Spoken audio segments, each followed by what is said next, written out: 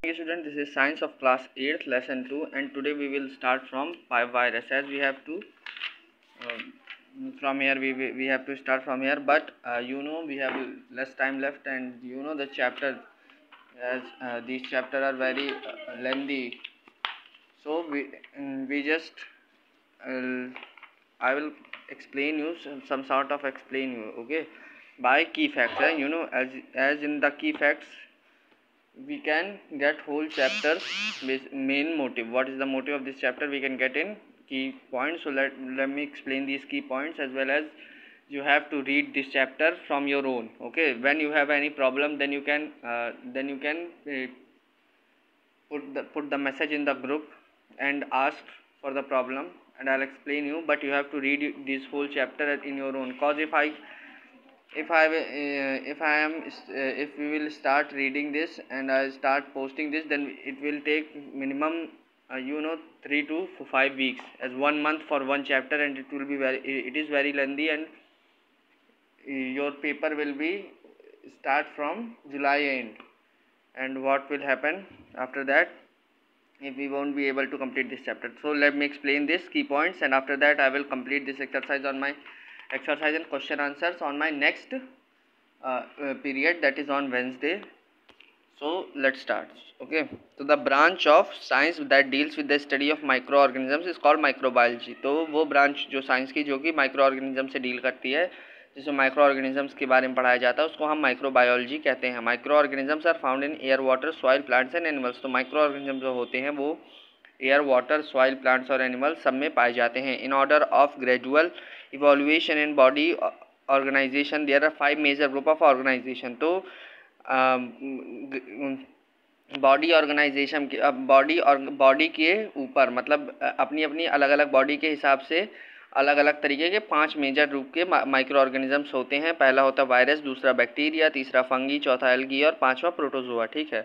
अब इसके बाद a virus is a biological agent that reproduce inside the living cell of the organism. तो virus क्या होता है? एक बायोलॉजिकल एजेंट होता है जो कि खुद ही रिप्रोड्यूस होता है लिविंग सेल के अंदर. ठीक है. अब लिविंग सेल यानी कि किसी भी जिंदा इंसान की बॉडी के अंदर जा कर के वो अपने वापस से जिंदा होता है. ठीक है. हाँ, बाहर वो मरा ही रहता है. अब bacteria are unicellular organisms and may be coccus, bacillus, spirillum and vibrio too in shape. तो क्या होता है? बैक्टीरिया जो होता है वो एक सेल का यूनिसेलुलर यानी कि एक सेल का ऑर्गेनिज्म होता है, और ये कोकस हो सकता है, बैसिलस हो सकता है, स्पिरिलम हो सकता है या वाइब्रो हो सकता है शेप में. Fungi are plants which lack chlorophyll. तो फंगी वो प्लांट्स होते हैं जिनके अंदर क्लोरोफिल नहीं होती है. अब algae are green non flowering plants which may be unicellular और मल्टीसेलुलर. तो एल्गी यानी कि काई ग्रीन नॉन फ्लावरिंग प्लांट ऐसा प्लांट होता है जिसमें प्लांट होता है वो हरे रंग का होता है, लेकिन उसमें फूल वूल नहीं उगते हैं, और वो यूनिसेलुलर या मल्टीसेलुलर भी हो सकता है. यूनिसेलुलर का मतलब होता है एक सेल का, सिंगल सेल का, और मल्टीसेलुलर का मतलब होता है कई सारे सेल्स का. ठीक है. अब प्रोटोजोआ आर यूनिसेलुलर एनिमल्स. तो जो प्रोटोजोआ होते हैं वो यूनिसेलुलर एनिमल्स कहलाते हैं. यूनिसेलुलर यानी कि कई सारे सेल्स के एनिमल्स भी कहलाते हैं. ठीक है. लेकिन प्रोटोजोआ क्या होता है कि प्रोटोजोआ जो होता है वो माइक्रोस्कोप से ही हम उसको ज़्यादातर देख सकते हैं. अब microbes spread disease through air, water, food, direct contact and carriers. तो क्या होता है कि माइक्रोब्स जो होते हैं वो अब डिजीज़ फैलाते हैं किससे? एयर से, वाटर से, फूड से, डायरेक्ट कॉन्टैक्ट से या कैरियर से. ठीक है. अब अगला है the metabolic products of one microbe which kill or stop the growth of some other microbes are called antibiotics या एंटीमाइक्रोबियल. तो क्या होता है कि वो मेटाबॉलिक प्रोडक्ट जो कि एक माइक्रोब को किल कर देते हैं, जो कि हमारे अंदर शरीर के अंदर बीमारी फैलाते हैं और उसको किल कर देते हैं, मार देते हैं, और ग्रोथ को रोक देते हैं दूसरे अदर माइक्रोब्स की. यानी कि एक को मार देते हैं मेन माइक्रोब को, और दूसरे जो माइक्रोब्स की ग्रोथ हो रही होती है उनकी ग्रोथ को रोक देते हैं, और उनको हम कहते हैं एंटीबायोटिक्स. आपको पता होगा डॉक्टर एंटीबायोटिक देता है जब बुखार आती है, ताकि ये माइक्रोब्स को हमारे अंदर से ख़त्म कर सके. ठीक है. इसी वजह से देता है.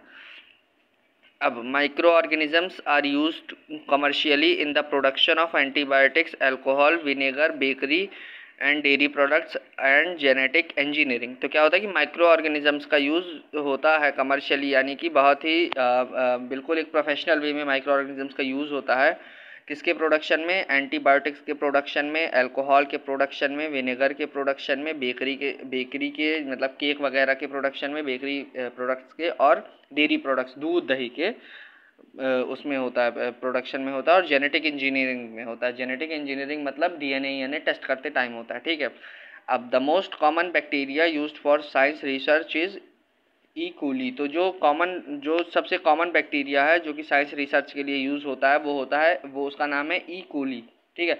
So basically these are your key points, and in this key points whole chapter has been given. Okay, now I have already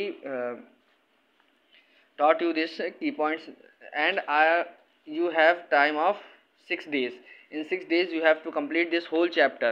You have to read this chapter by your own, and if you are not getting anything, if you have confusion in anything, then you have to click photo of that particular paragraph or that particular heading and send me the photo in that only class 8th group, that group only. Okay, so I will मैं समझा दूंगा उसको, ठीक है। I will teach you that, but first of all you have to read this. Okay, so this is your homework. Basically for 6 days you have to read this on your own, and after that on Wednesday I'll complete this question answer and exercises. Okay, so thank you.